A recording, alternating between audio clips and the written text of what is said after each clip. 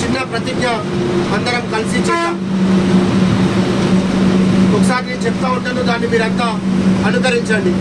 ప్రతిజ్ఞ ప్రతిజ్ఞ ప్రతిజ్ఞ ప్రతిజ్ఞ.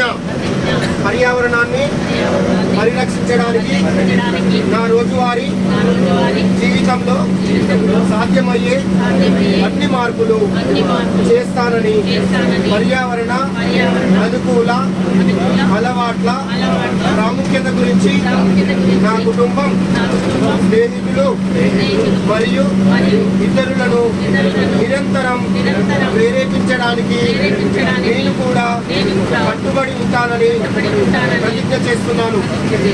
ఈ ప్రతిజ్ఞ చేస్తుంటే మీకు ఏమైనా గుర్తొస్తుందా? చిన్నప్పుడు మనందరం 10వ తరగతి వరకు ప్రతిజ్ఞ చేసేవాళ్ళం. ఆ ప్రతిజ్ఞ రాసిన వారి పేరు తెలుసా ఎవరికైనా? బయలుమరి వెంకట సుబ్బారావు. ఏ ఊరు వాళ్ళది? అన్నెపర్తి గ్రామము, నల్గొండ జిల్లా, నల్గొండ మండలం. సో వారు ట్రెజరీ డిపార్ట్మెంట్లో బాధ్యతలు నిర్వర్తించేవారు. ఇప్పటికీ వారి పిల్లలు మన స్కూల్ ఎస్జిటిగా మ్యాథ్స్ సబ్జెక్టు చెప్తా ఉన్నారు. వారు అనుకున్నారు అప్పుడే స్వాతంత్రం వచ్చిన తర్వాత, బాగా చదువుకున్న తర్వాత ఈ సమాజం ప్రకృతిని కానీ చుట్టూ వాళ్ళని పట్టించుకోవాలని చెప్పేసి ఆయన అనుకునే ఆలోచన చేసి మనందరితో రోజు ప్రతిజ్ఞ చేయించారు. భారతదేశము నా మాతృభూమి, భారతీయులందరూ నా సహోదరులు అని చెప్పి నా దేశ సాంస్కృతిక వారసత్వ సంపదే నాకు గర్వకారణం అన్నారు. బంగారం, డబ్బు ఇట్లాంటి గర్వకారణం అని చెప్పలేవాళ్ళు. సో మన యొక్క సాంస్కృతిక అదే గర్వకారణం అన్నారు. అందులోనే నా యొక్క ఆనందం ఉంది అని చెప్పేసి చెప్పడం జరిగింది. సో కాబట్టి మళ్ళా మనందరం ఈ పర్యావరణాన్ని, ప్రకృతిని కాపాడుకోవడానికి మనవంతు ప్రయత్నం చేద్దాం. ఇప్పటికే సిరిధాన్యాలు, సద్దలు, జొన్నలు, కొర్రలు, అండుకొర్రలు, ఊదలు, అరికెలు, సామలు ఇవన్నీ కూడా ఒకప్పుడు పేదవాళ్ళు తింటారు, చదువుకోని వాళ్ళు తింటారు అని చెప్పేసి, ఊర్లలో వాళ్ళు తింటారు అని చెప్పేసి వాటిని దూరం చేసి తెల్ల అన్నము, బిర్యానీ వైపు వచ్చేసాం.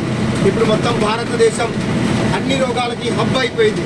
సో కాబట్టి మళ్ళొక్కసారి మనందరం ఆ యొక్క ఆరోగ్యవంతమైనటువంటి ఆహారాన్ని తీసుకోవడానికి ఐక్యరాజ్య సమితి మనం ఎప్పుడైనా కూడా ఏంటంటే మనలో ఉన్న గొప్పతనాన్ని ఒకరు తట్టి లేపాలి, లేకపోతే మనకు తెలియదు.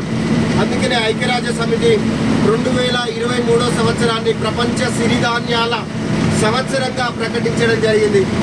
ఏ డాక్టర్ చెప్పలేదు, ఏ న్యూట్రిషన్ చెప్పలేదు. నాకు షుగర్ ఉందండి అంటే 2 పూటలు అన్నం తినండి, 1 పూట చపాతీ తినమని చెప్పారు.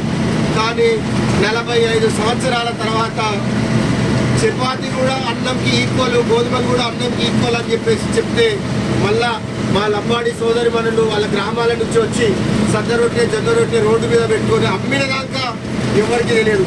అప్పుడు మళ్ళా అందరూ కూడా జొన్న రొట్టెల కోసం అక్కడ లైన్లో నిలబడతా ఉన్నారు.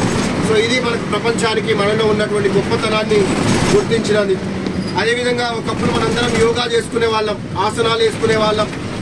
అవి మెల్లమెల్లగా రూపు మారిపోయింది. మళ్ళీ ఐక్యరాజ్య సమితి ప్రపంచ యోగా దినోత్సవం అని చెప్తే 220 దేశాలు, కుల, మత, వర్గ, ప్రాంత, లింగ భేదం లేకుండా అన్ని దేశాలు కూడా సామూహికంగా యోగా దినోత్సవంలో పాల్గొనడమే కాదు, వాళ్ళ యొక్క కరికులంలో యోగాను కూడా భాగస్వామ్యం చేయడం జరిగింది. దాని తర్వాత తిండి అయిపోయింది మనకి.